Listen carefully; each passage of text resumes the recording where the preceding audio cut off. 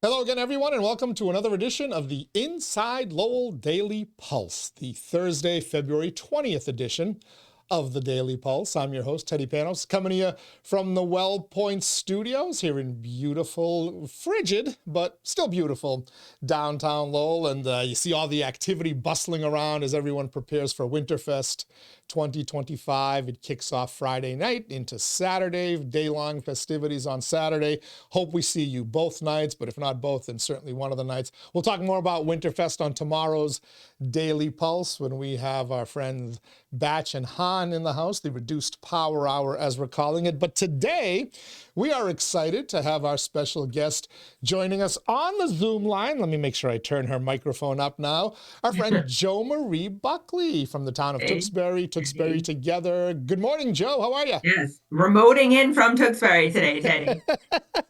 You blurred out your house in the background there. Right. Welcome to the Buckley Circus. I can blur it out, but I can't mute it. So if you hear dogs, it's because I have a million. Well, I have three. It makes it sound realistic. Some people say I bark on every Daily Pulse podcast, so they'll just fit right in. Thank you to you. Well, thank you for taking the time to join us. I know you got a crazy schedule. I know you actually had a court appointment. It's fine. It just work, Work gets in the way of the fun stuff sometimes. Yeah. But besides being Lowell's rising media star, you're also an attorney. That's how you really pay the bills, right? Correct. Until you get me viral somewhere, right? We're trying. Like that's good. The way you don't hold back your opinions, that could happen. Be careful what you wish for, Well, yes, I guess that's true. All right. Well, we're going to get right down to it with Jomarie. A lot happening in the town of Tewksbury and beyond. But let me just quickly thank our sponsors here on the Daily Pulse. Of course, Ray Booten, licensed realtor in Massachusetts and New Hampshire, certified appraiser in both of those states as well. If you're looking to buy or sell a property, or if you're looking to have it appraised, Real Estate Ray Booten is your man. Find him online, realestateRayBooten.com. Of course, thank you to our friends at WellPoint as well. I'm coming to you from the WellPoint Studios. WellPoint is the only health plan offering healthcare benefits exclusively to Massachusetts GIC members. At WellPoint, your whole health is their whole point. Thank you to WellPoint. Thank you to Ray. We got a bunch of other sponsors that we're going to thank as well before we're done, but let's get right to it with Jomarie Buckley. All right. When last we met, our last episode here with you, the most talked about selectman in the town of Tewksbury had decided he's not going to seek re-election. Of course, one of the select people, Jane Wellman, left her job early because her new duties as an assistant town manager was starting to infringe on her ability to do both jobs. So she's gone. That will come into play in our discussion as we go along. But Mark Kratman, who announced at a select board hearing that he was going to not seek re-election due to health issues he's been battling, has suddenly pulled out paperwork. And miraculous recovery. He's going to seek re-election again. And we're glad that his health issues, whatever they were, have been resolved. I mean, we can guess what they were since he got a plea agreement for his third OUI that magically became his second OUI. So, I think that helps your health a lot when you realize you're not going to jail. Don't hold back, Jomarie. Okay? Yeah, well, at this point, it is what it is. The Lowell Sun covered it. The town crier covered it. He, as everyone was aware, for 5 years, there's been a pending OUI trial for him. He still managed to get reelected. Previously, he said at the select board meeting in January, he wasn't going to seek reelection for health reasons, but everyone knew his trial hopefully was finally imminently going to occur after 6 continuances over 5 years. I wrote the dates down, Teddy, because I knew you were going to fact check me. You were very skeptical when he cited the health reasons. I figured. No. And I mean, the reality is, there's a lot of, I'm an attorney, right? So I understand that there's a lot of nuances in legal cases. And basically, from my understanding, again, from the outside looking in, I've never had a conversation with Mark Kratman. I've never had a conversation with his attorney. I've never had a conversation with the district attorney. I've never seen him in court to know. I am just basing this on what the press has covered and what I see from public records. He was charged with the third OUI. Third OUI has mandatory jail time. His first OUI was some type of pretrial plea of some sort. His attorney had been attacking that, saying that that shouldn't count as the first OUI. So basically, it should be this third OUI should now be a second OUI, which wouldn't require jail time. And after 5 years, that's what he got. He got 2 years probation, 2 years suspended driving sentence, which I'm sure he's going to try to contest because I think he has to drive for his job, which is why for the last 5 years that this trial has been pending, he has been driving. Ironically, like my favorite part of the story is he has to take a program that they offer at Tewksbury State Hospital. I'm sure he doesn't want to go to Tewksbury State Hospital to do it, but he could if he wanted to, right in his backyard. But I don't know if he wants to be around all the inmates at the Tewksbury State Hospital, and some like $350 fine. So magically, after that plea enters, within 3 days, he's running again. And as I said to you before we went on the air, he only needed a cane in the courtroom. Again, whatever his health issues were magically ended when he walked out of court with that deal. And, thank God he's now on the mend from whatever that mysterious illness was. And he's running because, as he said to the Lowell Sun this weekend, his phone has been ringing off the hook with people telling him they need him. So with that, not surprisingly, it became a 6-person race briefly. I expected 𝗕𝗂𝗆𝗆𝗆 was going to bow out because 𝗕𝗂𝗆𝗆𝗆 was only running because Mark had told him to run again, and he has. So now we have basically 2 blocks. It went from a 6-person race to a 4-person race. John Lombardo also has stepped out and I think is running for housing authority now. Oh, interesting. So that race is, and that just happened, in a couple of days, because the Sun story was published on Sunday. Yeah, so we have Rich Russo and Mark Kratman. And then we have Ryan Lloyd and Lindsay Dunleavy. And I think that's the block. I mean, and I'm assuming Mark's going to use the tactic of you have to vote for both me and Rich. Hopefully Rich realizes that he could top the ticket if he doesn't run with Mark. And then we have kind of Ryan, who, as I said before, is a really nice kid who's part of the Tewksbury Democratic Committee, but probably, is out of his realm a little bit.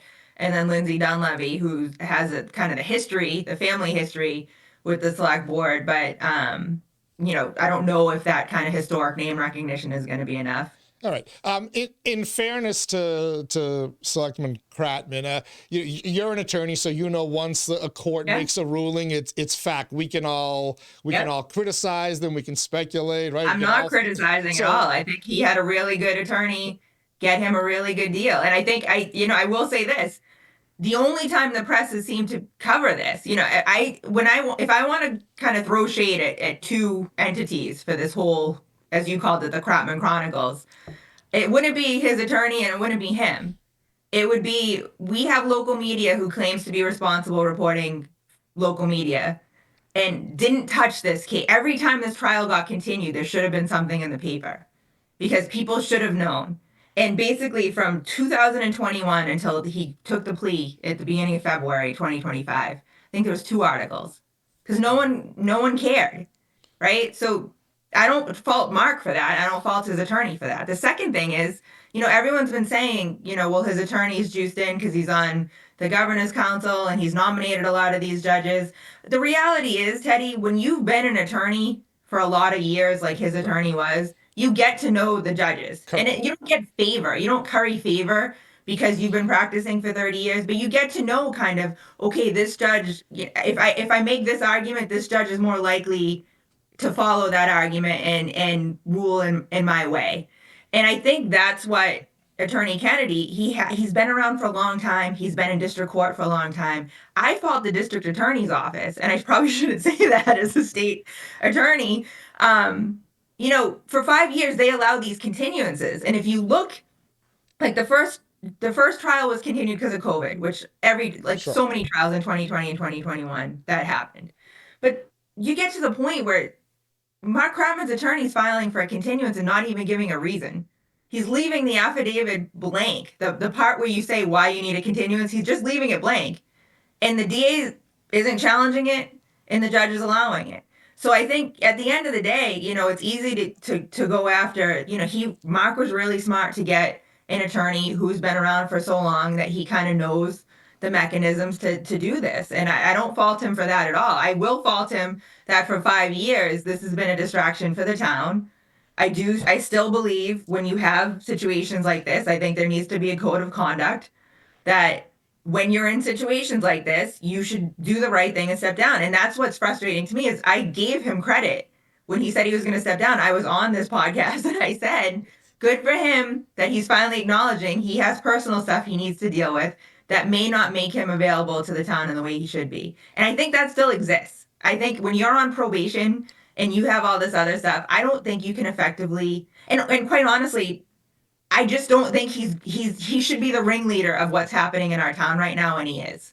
And that is, it's scary to me knowing what we're facing in these next few years, that he's the one that is all over the place. And I get it that he returns people's phone calls, and they think if they tag him on Facebook, they know he's going to at least comment in some way to show attention. That doesn't mean they're the right decisions. Just because someone's responsive doesn't mean that what they're doing is in the best interest of the town. And that is what scares me, because we're looking at a select board coming up that would have Rich Russo, who's been on the school committee and has actually differentiated himself, because I know when he ran, there was a lot of concern that he was just basically the next iteration of Keith Sullivan, who I think is a controversial person in town, being on the school committee, and you can Google him to see his own previous arrests. He likes that's the guy that likes high school basketball games, right? Correct, Okay. correct. A little too much. That story all too well. Yeah.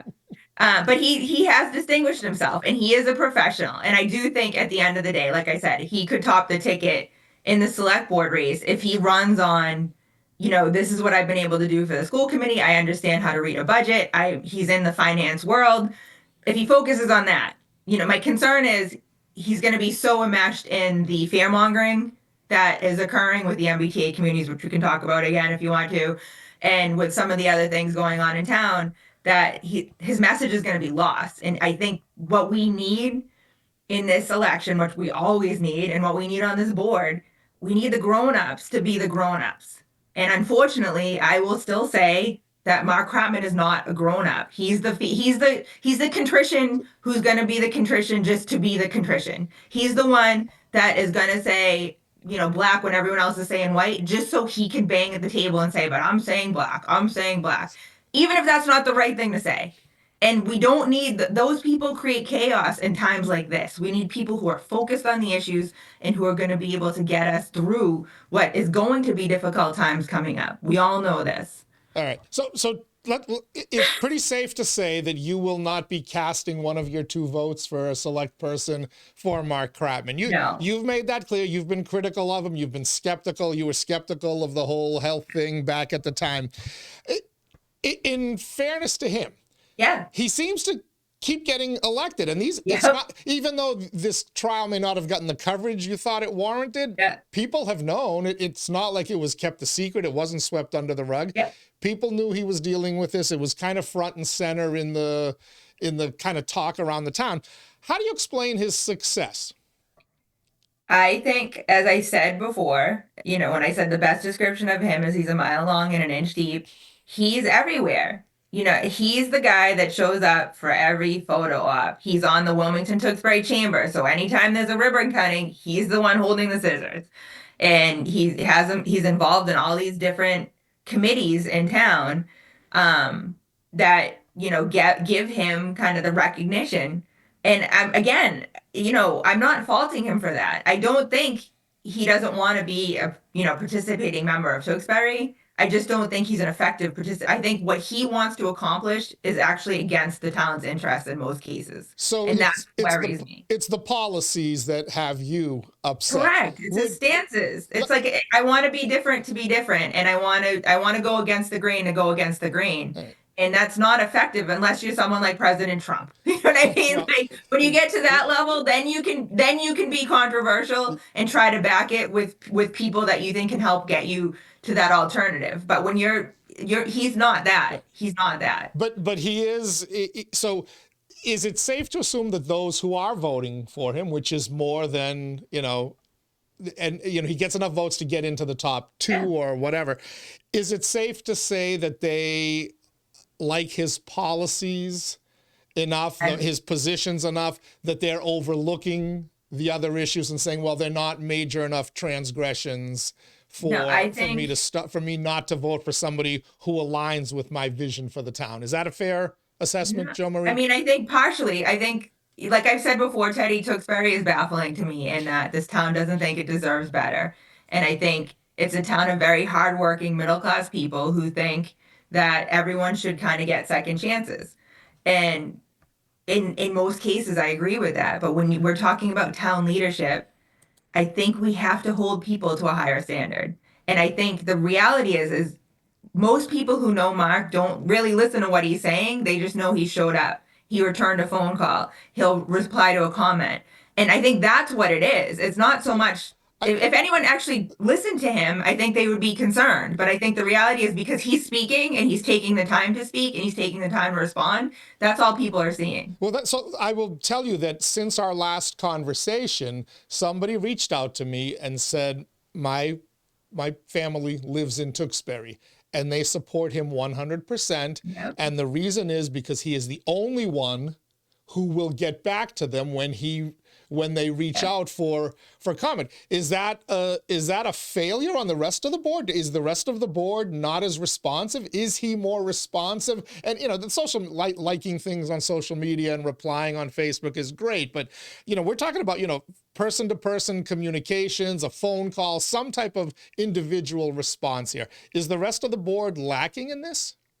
I mean, not that I've seen. But quite frankly, I've never reached out to the board to have an issue addressed. I go right to the town manager or to the other personnel in town. If I see something that's a concern or I have a need as a resident, I'm not going through the select board.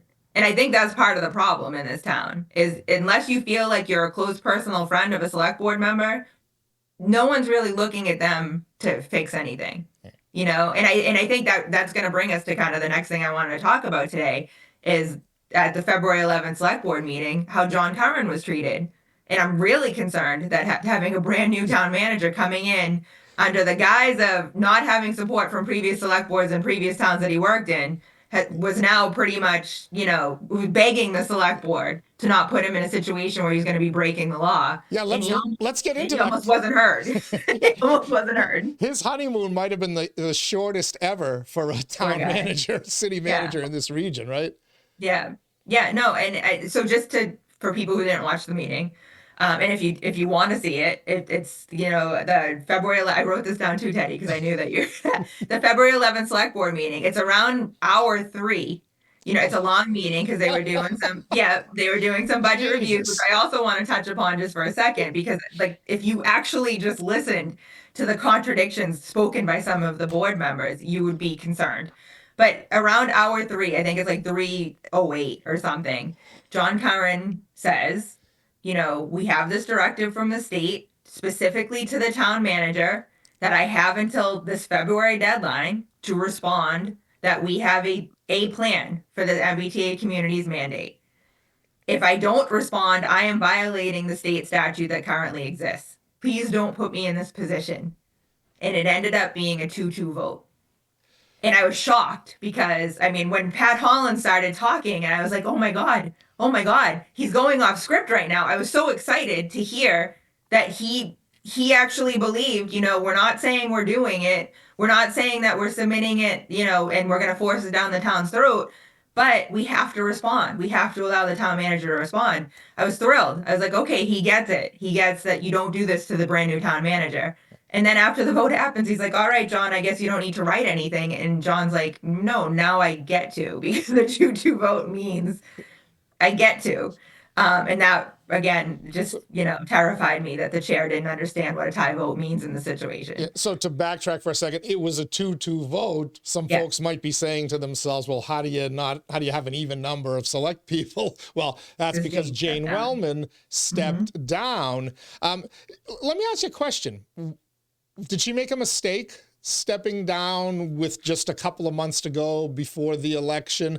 Only because this was an issue that had been percolating, and it's kind of an important vote. Should she have stayed on, missed a meeting here or there if she had to, but, be able to be there for this, this big issue here?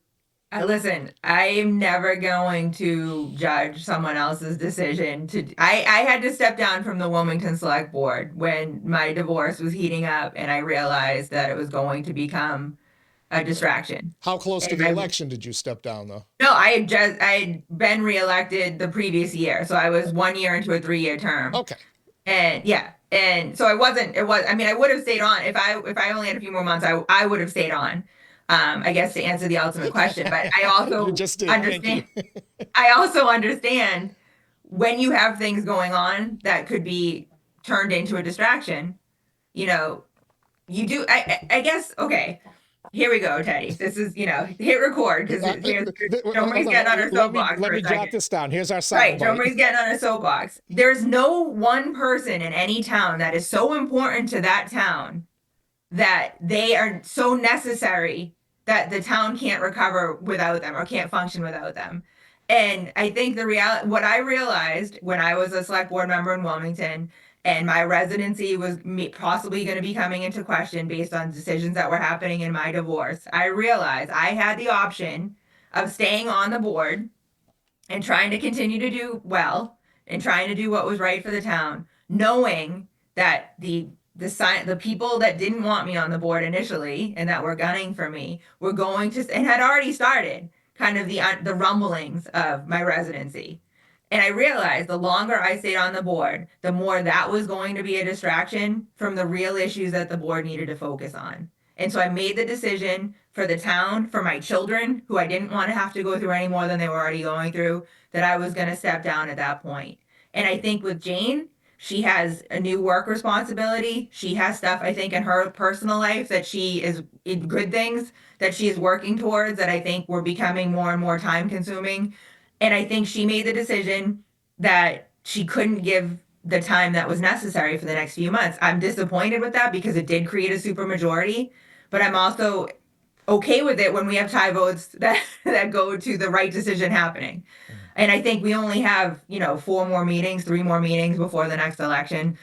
So at this point, it is what it is. But I think the planning board, the February 10th planning board meeting, that set MBTA Communities back on the agenda for the town meeting, I think we really need the select board to hit the ground running and to be consistent in their messaging. And I think that's where I'm very concerned is right now we have members of that board saying, so just again, to give you another example of the frustration that I'm speaking as just a resident, right? So that's the thing is people are like, well, why does your voice mean anything? It doesn't. I'm just one resident in Tewksbury saying how I feel. But I think it's important because we have these elected officials saying, well, I speak for the residents. And I'm here to say, well, I'm a resident and you're not speaking for me. That's the reality of this is I'm a resident and you're not speaking for me because I don't want a select board that in one breath, when we're reviewing the water and sewer budget, is saying to the town official, to the town staff that have thoughtfully put together the plan, you failed, you haven't put together a plan. I look at that as the select board has failed because the select board presented a plan to the town that's not being enacted in the town right now for the water main repairs and replacement plan. There was like an 8-year plan Richard Montori had put out there. It was supposed to be about $5 million a year. Of course, shocker, it's going to be more than that, and they want to up the water rates by like 11% this next year, right? So James Mackey, to his credit, who was the only select board member who said, this is a failure of the board because we should have been focused more on this. We should have been working towards a plan more. We sit here a year later without a plan still. And we need to do better. And I give him all the credit for that he admitted it, he owned it, he said we need to come up with a plan. He had an action item behind it, right? But then we have other board members who are saying, well, it's not really our failure, it's the town's failure. The select board is supposed to work with the town staff, the town officials, the people hired to do these things for the town and represent the community in those discussions. So it's not, I can't stand the pass the buck mentality that seems to be occurring with some of the select board members, that it's either the town officials' fault because they didn't get the plan right, or it's the state's fault because they're shoving something down our throat, but it's never the select board's fault for not focusing on it and actually working towards something that would make sense. And it's so frustrating as a resident to watch that happening and to know that other residents are not seeing it because they're not paying attention to it. Because who wants to watch a 3-hour select board meeting Count me in on that. I'll fast forward to the part you Right. cited. Well, that's if you want the February 10th planning board, if you get to the 1 hour mark, that's when they talk about MBTA communities. If anyone's interested in that. All right, we're chatting with Jomarie Buckley from the town of Tewksbury and from Tewksbury Together. She's joining us here on the Daily Pulse on this Thursday, February 20th. We'll continue our discussion. I just want to quickly thank our sponsors, Real Estate 𝗕𝗂𝗆𝗆, licensed realtor in Massachusetts and New Hampshire, certified appraiser in both states as well. So if you're looking to buy or sell a home, commercial property, or if you're looking to have that property appraised, 𝗕𝗂𝗆𝗆 is your man. Thank you as well to our friends at WellPoint. At WellPoint, your whole health is their whole point. Washington Savings Bank, banking that feels like home. Make the switch now to Washington Savings Bank. TMI Properties, quality and value at every price point. Find your perfect space with TMI. Mahoney Oil, providing warmth and protection in Greater Lowell, Southern New Hampshire since 1925. The Greater Lowell Community Foundation, improving the quality of life in Greater Lowell through impactful, strategic philanthropy. Francis E. Preventure Insurance, the agency Greater Lowell is counted on to protect their valuable assets since 1982. And by the Massachusetts Pirates, bringing all the hard-hitting action and excitement of arena football to the Mill City. We bring back Jomarie Buckley, who's joining us on the Zoom line from the town of Tewksbury. All right, so where are we now on the MBTA Communities thing? So it was kind of a deadlocked board. The town manager can now put the proposal forward, and he's not going to get slapped on the wrist by the governor. None of your funding is going to get cut off, right? For now, yeah. I mean, ultimately, so the planning board voted to bring it back to town meeting, and then the select board, in their discussions, denied the vote, or the vote failed to have John not respond. Eric Ryder made the motion that for him to take no action, and that was ultimately defeated by the 2-2 vote. So the town manager can now respond to the February request for, to show that a plan is in process. But the problem is, I think we have until July to actually submit the plan. And if all things stay the same, the town meeting is just going to vote it down in April. Is that going to be the dominant issue in the election, putting all the drama with Selectman Kratman aside? Is MBTA Communities going to be the issue that determines who ends up winning a seat on that board? I don't think it's just MBTA Communities. I think there's going to be a few things. And I think it really will depend on, again, how the 30-second sound bites, pan out. I think MBTA Communities is obviously going to be a forefront. I think the water and sewer, if Facebook's any indication, the water and sewer plan is definitely going to be something that people are going to want to discuss more. And I think, honestly, if people are really paying attention and looking at kind of these budget presentations and listening to what's going on from, the federal government down, I think kind of this 2 to 3 year budgeting plan is, I want to hear how the select board, not how they're winning it through this year, but what their longer term plans are to get us through the next 3 or 4 years. As we expect, there is going to be funding cuts, at least at the federal level down. And how is the town going to address that? And that's, I think, ties into the MBTA Communities, because if you listen to the planning board, Steve Johnson, who's the chair of the planning board, started the discussion by saying, I am going to present you the facts before, because there's a lot of, people aren't listening to the facts. People are listening to the spokesperson of whatever side they believe in. The fact is, if we don't comply, we're going to lose funding, not new funding. We're going to lose state funding that we currently rely on. And I do think that that's an important factor in this, is that if we don't, and by the way, the zone that has been presented is already zoned for housing. It's already zoned to have apartments there. So I don't understand why people are so concerned, other than the fact that the governor is the one telling us. And again, by the way, this was started with Charlie Baker. This isn't a Maura Healey special to try to get, undocumented immigrants into our town, like some people are trying to say. This is something that Charlie Baker tried to do for years as an optional plan that no one chose to be a part of. And that's why it turned into this mandate. And again, as I said to you at the last time we talked, Teddy, this is why people need to actually look at the source and not just listen to people's opinions of the source. Go on the state's website and actually read what the MBTA's Community Act is supposed to be accomplishing and what they're really asking from the town. Mm-hmm. And you correctly point out, I believe 2021 was when Charlie Baker got this thing enacted finally, correct? Yeah. Yes. So between the MBTA Communities and the water and sewer thing, you've got two issues that kind of drive, they get emotions going, as we've seen absolutely. in a number of communities. 𝗕𝘂𝗰𝗍𝗃𝗏 is another one. Yep. Is that enough to drive a decent turnout? Because I think elections get fun when the turnout gets a little bit above or a lot above what you historically see. Are we at that point in Tewksbury in 2025? I would hope so.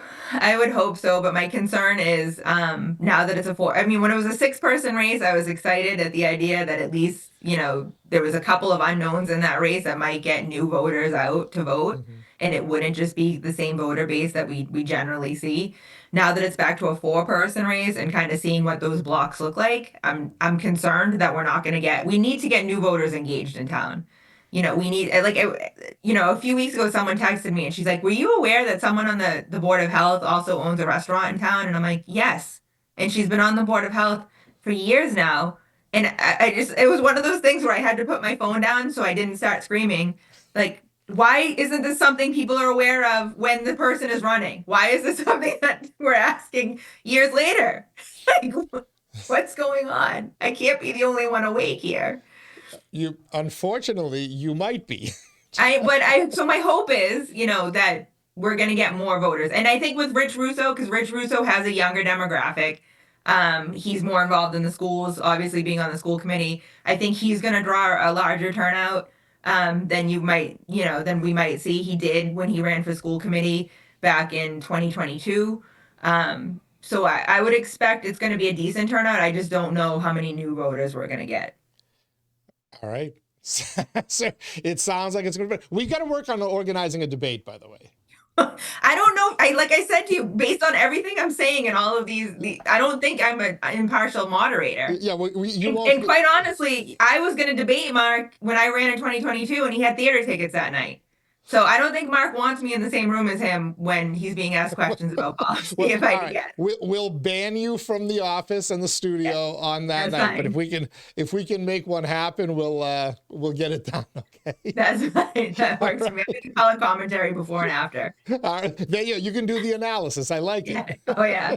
All right, Jomarie, thank you so much for joining us today. I know you had a crazy morning, but I appreciate you getting on that Zoom line and keeping me from staying here and talking to myself for a half hour or so. I know how that can be. Yeah.